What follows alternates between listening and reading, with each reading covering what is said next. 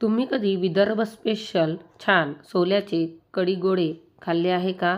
ही recipe अतिशय उत्तम आहे, तसेच चवीलाही भन्नाट लागते. या रेसिपीसोबत तुम्ही 1-2 भाकरी तर खाऊच शकता. तर रेसिपीसाठी काय काय साहित्य लागते ते सर्वप्रथम बघूया.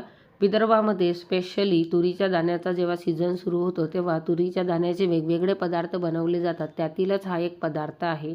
दाणे स्वच्छ काढून छानपैकी स्वच्छ धुवून घेतलेले आहेत. त्यानंतरच आपण आता रेसिपी बनवायला घेऊया. तर दाणे हे मिक्सरच्या पॉटला टाकायचे आणि त्यानंतर त्यामध्ये चवीपुरतं मीठ टाकायचं आणि व्यवस्थित छान सारण बनवून घ्यायचं. अतिशय सोपी आहे रेसिपी. रोज रोज आपण त्याच त्या भाज्या खाऊन कंटाळून जातो. पालेभाज्याही भरपूर खातो, पण जेव्हा सिजनेबल अशा पद्धतीचे तुरीचे दाणे वगैरे येतात तेव्हा ही रेसिपी विदर्भामध्ये घरोघरी बनवल्या जाते. तसेच आता आपण यासाठी जे लागणारं साहित्य आहे, हिरवी मिरची, अद्रक, लसूण हे एका खलबत्त्यामध्ये छान कुटून घेऊया.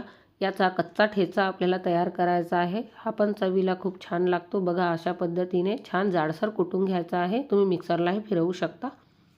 ताक घ्यायचं आहे आणि ताक अशा पद्धतीचं छान फेटून घ्यायचं आहे रवीने. यामध्ये थोडं बेसन टाकायचं आहे. आपल्याला कढी किती पातळ लागते त्या हिशोबाने आपण इथे बेसन ॲड करूया. इथे मी 2 चम्मच बेसन टाकलेलं आहे. थोडीशी हळद टाकायची, मीठ टाकायचं आणि याला छान फिरवून घ्यायचं. आता आपण 2 वेळ मीठ ॲड केलेलं आहे. त्यामध्ये भाजी जेव्हा आपण बनवू तेव्हा बेतानेच आपल्याला मीठ इथे वापरायचं आहे. जे सारण आपण मिक्सरच्या पॉटमध्ये काढून घेतलं होतं त्यामध्ये चवीपुरते सर्व मसाले टाकायचे आहे. तिखट, मीठ, धना, हळद, जिरं आणि ठेचा टाकायचा आहे. थोडीशी कोथिंबीर टाकायची आहे. हे सर्व एकजीव करून घ्यायचं आहे. अशा पद्धतीने एकजीव करायचं आहे. याच्या आपल्याला गोळे बनवायचे आहेत. तर यामध्ये बाइंडिंगसाठी थोडं बेसनसुद्धा मी टाकलेलं आहे.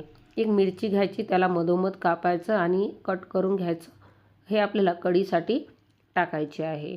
तर सर्वप्रथम आपल्याला फोडणी द्यायची आहे. कढईला छान आपण आता तेल टाकून घेऊया. तेल गरम झाल्यानंतर जिरा आणि मोहरी तडतडली की लसूणसुद्धा इथे आपल्याला टाकून घ्यायचं आहे. मेथी दाणे टाकायचे, छान लालसर होऊ द्यायचं आणि जी चिरलेली मिरची होती तीसुद्धा यामध्ये छान फोडून घ्यायची आहे. आता ठेचा टाकायचा कच्चा आणि यालाही परतवून घ्यायचं आहे. मीठ टाकायचं म्हणजे हे छान साहित्य सर्व मिक्स होईल. किंचितच हळद मी इथे वापरलेली आहे, कारण की अगोदर आपण हळद या सारणामध्ये टाकलेली आहे. हे सारण ओतून घ्यायचं ताकाचं.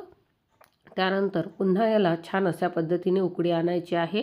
इथे आपल्याला आता गरम पाण्याचा वापर करावा लागेल, कारण की भाजीला चवही छान येते. आता थोडं थोडं पाणी आपल्याला कन्सिस्टन्सीनुसार ॲड करत जायचं आहे. तुम्ही बघू शकता. आता ते आपण शिजायला ठेवून देऊया आणि इथे पटापट गोळे बनवून घेऊया. तुम्ही बघू शकता एकसारखे छान असे गोळे मी इथे बनवत आहे. तर आपल्याला असे गोळे बनवायचे आहेत. 5 ते 7 किंवा 8 गोळे इथे मी सध्या बनवून घेत आहे. गोल गोल गोळे आपल्याला बनवून घ्यायचे आहेत. विदर्भामध्ये असा एकही व्यक्ती तुम्हाला सापडणार नाही की ही भाजी त्याला आवडत नसेल. अतिशय उत्तम होते, चवीलाही भन्नाट होते आणि बनवण्याची पद्धतही सोपी आहे आणि गावाकडील पद्धत आहे. त्यामुळे ही भाजी सर्वजण आवडीने खातात. शेतामध्ये ही भाजी घेऊन जातात किंवा संध्याकाळी तर ही भाजी बनवलीच जाते. कढीला छान उकळी आलेली आहे. आता यामध्ये एक एक गोळा दूर आपल्याला टाकायचा आहे. अशा पद्धतीने टाकायचं आहे की एकाला एक चिटकू नये.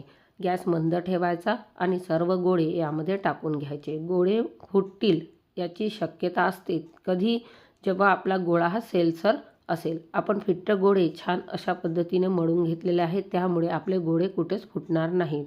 तर बघा, उकळी आल्यानंतर सर्व गोळे वर यायला लागलेले आहेत. उकळी छान आली की गॅस थोडा मंद करायचा आणि कोथिंबीर टाकून घ्यायची. आपली भाजी ही तयार झालेली आहे कढी गोळ्यांची, सोल्यांची.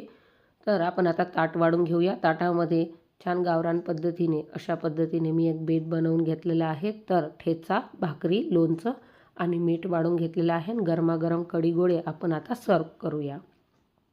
तुम्ही बघू शकता गोळे किती छान झालेले आहेत. गरम गरम कढी आणि गोळे हा बेत खूप छान होतो. तुम्हाला जर ही रेसिपी आवडली असेल नक्की करून बघा. सर्वांसोबत शेअर करा. धन्यवाद.